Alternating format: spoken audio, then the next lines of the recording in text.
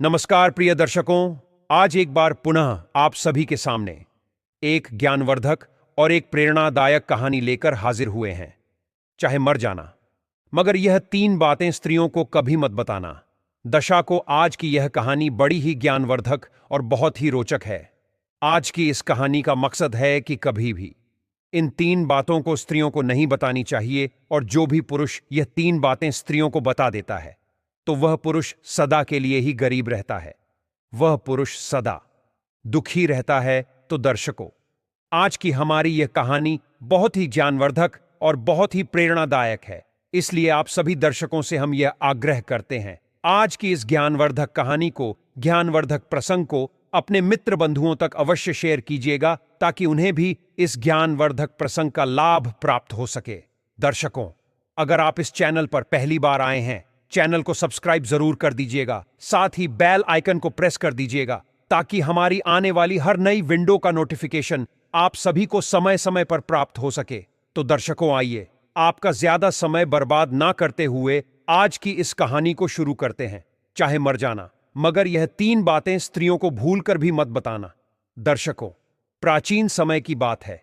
एक नगर में एक राम गोपाल नाम का एक व्यक्ति रहा करता था। राम गोपाल मन से बहुत भोला था और बहुत ही सीधा साधा और बिल पापी था। उसने अपने जीवन में कभी किसी भी प्रकार का पाप नहीं किया था। दशा को राम गोपाल की जो पत्नी थी, वह थोड़ी भुलक्कड़ स्वभाव की थी, और राम गोपाल के छोटे छोटे 2 बच्चे भी थे। प्रियदर्शन को राम गोपाल अपनी पत्नी से किसी भी प्रकार की किसी भी बात को नहीं छुपाता था। राम गोपाल अपने घर में केवल अकेला ही कमाने वाला था। प्रियदर्शन जिस नगर में राम गोपाल रहा करता था, उस नगर में सबसे गरीब केवल राम गोपाल ही था। उसके अलावा उस पूरे नगर में कोई भी गरीब नहीं था। इसलिए हर कोई राम गोपाल की पत्नी का और राम गोपाल का गरीब होने के कारण मजाक उड़ाया करते थे। प्रियदर्शन को राम गोपाल अपने ही गांव में जो बड़े बड़े सेठ थे, उनके यहां नौकरी किया करता था, और उनकी गायों को चराता था, उनकी भैंसों को चलाता था, और इसी वजह से राम गोपाल का घर का चलन चल रहा था। उन्हें 2 टाइम की रोटी मिल रही थी।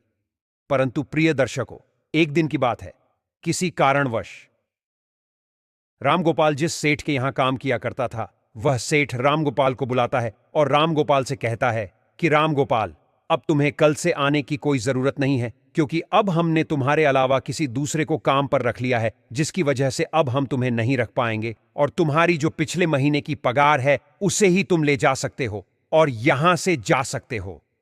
प्रियदर्शन को उसके बाद में राम गोपाल सेठ के यहां काम किया करता था। उस दिन उस सेठ से अपने पिछले महीने के पैसे लेकर अपने घर आ जाता है। राम गोपाल बहुत दुखी होता है, और फिर घर आकर राम गोपाल जैसे ही अपनी पत्नी को पैसे देता है तो राम गोपाल की पत्नी बहुत खुश होती है।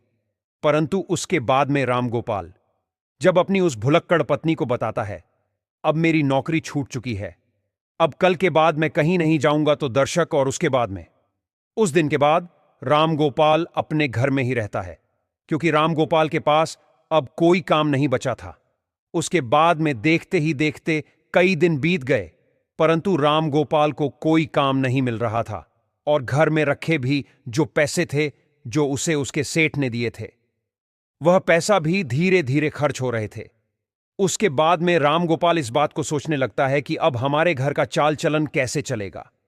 हमारे घर में कमाने वाला केवल मैं अकेला हूं, और मुझे कुछ न कुछ तो करना होगा, वरना इस तरह तो हम भूखे मर जाएंगे।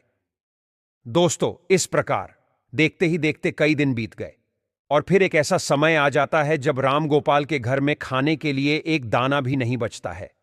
फिर राम गोपाल बहुत ज्यादा उदास हो जाता है और मन ही मन अपने आप को कोसने लगता है। और फिर एक दिन की रात तो राम गोपाल को अपनी पत्नी और अपने बच्चों के साथ भूखा ही सोना पड़ा। और फिर जैसे ही दूसरे दिन सवेरा हुआ, राम गोपाल अपने घर से थोड़ी ही दूर एक जंगल में जाता है, और जंगल में लकड़ी काटने के लिए जाता है। तो राम गोपाल जैसे ही जंगल में लकड़ी काटने के लिए जाता है, राम गोपाल को एक संत दिखाई देते हैं। जैसे ही राम गोपाल को संत दिखाई देते हैं, वह राम गोपाल संत के नजदीक जाता है, और फिर संत राम गोपाल को देखकर अपनी आंखें खोल लेते हैं। दर्शन और राम गोपाल उस विद्वान संत को प्रणाम करते हैं, और प्रणाम करने के बाद में उनके पैरों में गिर जाता है और कहता है कि हे पितामह, हे गुरुदेव, मेरे घर में खाने पीने के लिए दाना नहीं है, मेरे बीवी और बच्चे भूखे मर रहे हैं। कृपा करें और आप मुझे कोई ऐसा सुझाव दें जिसकी वजह से मेरा घर ठीक तरीके से चल सके। दर्शक इस प्रकार विनती करने के बाद भी वह संत राम गोपाल की ओर देखता है और वह संत राम गोपाल की ओर देखकर यह पाता है कि वह बहुत ही पापी है। उसने अपने जीवन में आज तक पाप नहीं किया है और बहुत ही सीधा साधा स्वभाव का है। उसके इस शोभा को देखकर वह विद्वान साधु राम गोपाल से कहता है कि राम गोपाल, मैं तुम्हें आज ऐसे एक पेड़ के बारे में बताने वाला हूं। अगर उस पेड़ के नजदीक जाकर तुम उस पेड़ से जो भी मांगोगे तो वह पेड़ तुम्हें लाकर देगा।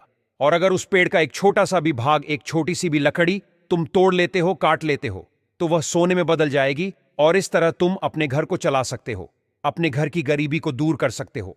दशा को इस प्रकार कह देते हैं, मगर संत राम गोपाल को यह भी बताते हैं, अगर तुमने इस बात को अन्य किसी आदमी को बताई तो उस दिन के बाद से ही वह पेड़ तुम्हें किसी भी प्रकार की कोई वस्तु नहीं देगा और तुम्हें सब कुछ देना बंद कर देगा।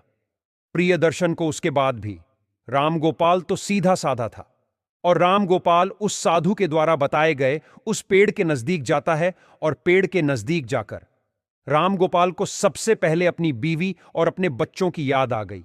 और फिर राम गोपाल सबसे पहले उस पेड़ से, उस वृक्ष से एक बोरी चावल मांगता है।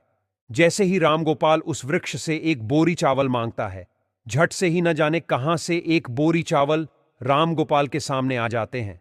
फिर राम गोपाल उस एक बोरी चावल को ले जाता है घर और घर ले जाकर अपने बीवी और बच्चों को चावल खिलाता है और भरपेट भोजन करते हैं। प्रिय दर्शक, उस दिन राम गोपाल ने अपनी पत्नी को यह नहीं बताया था कि मैं यह चावल कहां से लाया हूं, परंतु फिर जैसे ही राम गोपाल दूसरे दिन उस वृक्ष के पास जाता है तो राम गोपाल उस वृक्ष से 5 सोने की मुद्रिका मांग लेता है।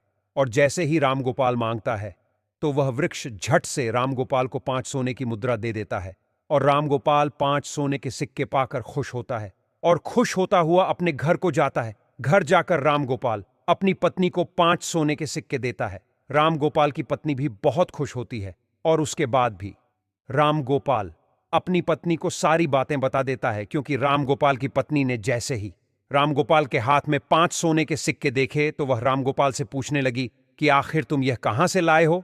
तो राम गोपाल अपनी पत्नी को सारी बातें बता देता है। दशा को उसके बाद भी राम गोपाल अपनी पत्नी से कुछ नहीं छुपाता है, मगर राम गोपाल को इस बात का भी पता था कि उसकी पत्नी भुलक्कड़ स्वभाव की है। वे सारी बातें अपने पड़ोसियों को बता देती हैं, जो भी उसे पूछता वह उसे बता देती है। लेकिन उस बात को भूलकर राम गोपाल अपनी पत्नी को सारी बातें बता देता है। दशा को उसके बाद भी देखते ही देखते कई दिन बीतते रहे। राम गोपाल इसी तरह हर रोज 5 सोने के सिक्के उस वृक्ष से मांग कर लाने लगा। और फिर एक दिन की बात है जब राम गोपाल अंत में उस वृक्ष से हजारों सोने के सिक्के मांग लेता है और जैसे ही राम गोपाल मांगता है तो झट से एक बोरी भरकर राम गोपाल के सामने सोने के सिक्के आ जाते हैं।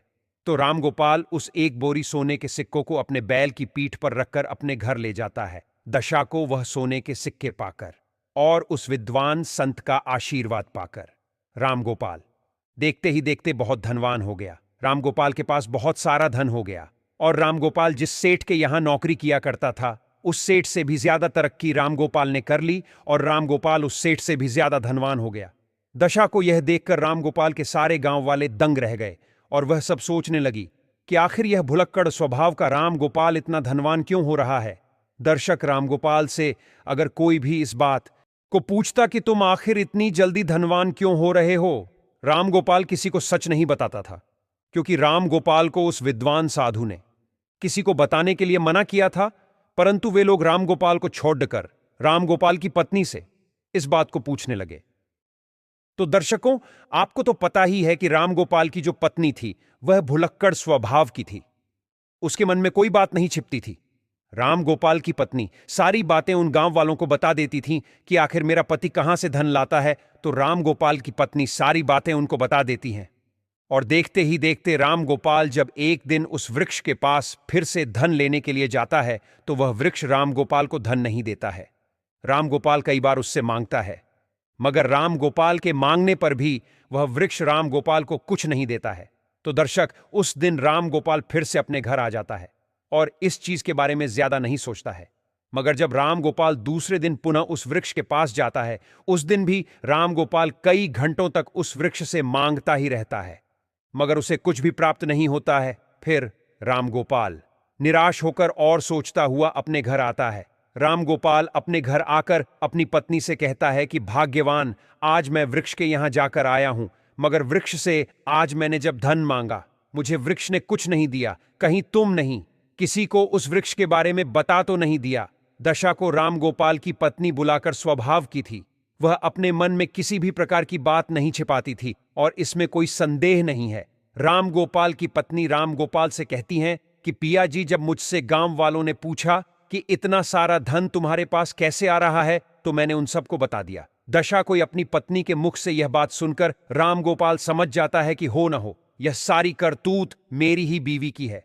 दशक और उसके बाद में राम गोपाल अपनी पत्नी को बहुत डांटता है और फिर इसी तरह दिन बीतते रहते हैं। कई दिन बीत जाते हैं। राम गोपाल के पास जो धन था वह सारा धन खर्च हो जाता है और देखते ही देखते राम गोपाल फिर से अमीर से गरीब होने लगता है। रंक से रंक और भी रंक बनता जाता है और देखते ही देखते फिर से राम गोपाल की वही स्थिति आ जाती है। राम गोपाल के घर में खाने के लिए दाना नहीं बचता है। दर्शक, एक दिन जब फिर से राम गोपाल की पत्नी और राम गोपाल और उसके बच्चे रात को भूखे सोते हैं, तो राम गोपाल अपनी पत्नी को कोसने लगता है और अपनी पत्नी से कहता है कि भुलक्कड़, यह सब तुम्हारी वजह से हो रहा है। अगर महत्व नहीं न बताता तो आज हमें यह बुरे दिन नहीं देखनी पड़ती। इस प्रकार राम गोपाल अपनी पत्नी से कहता है, मगर दर्शक को कहते हैं कि जब पछताने से का होई, जब चिद्धिया चुग चुग गई खेत। इस प्रकार राम गोपाल अपनी पत्नी से कहता है, मगर वह बहुत लेट हो चुका होता है। दशा को फिर एक दिन राम गोपाल उस संत को ढूंढने के लिए वो फिर से जंगल में जाता है, मगर राम गोपाल को वह संत, वह विद्वान साधु उस पूरे वन में, पूरे जंगल में नहीं मिलता है। राम गोपाल को ढूंढते ढूंढते कई घंटे बीत जाते हैं और फिर कई घंटे के बाद राम गोपाल को वह संत मिल जाते हैं।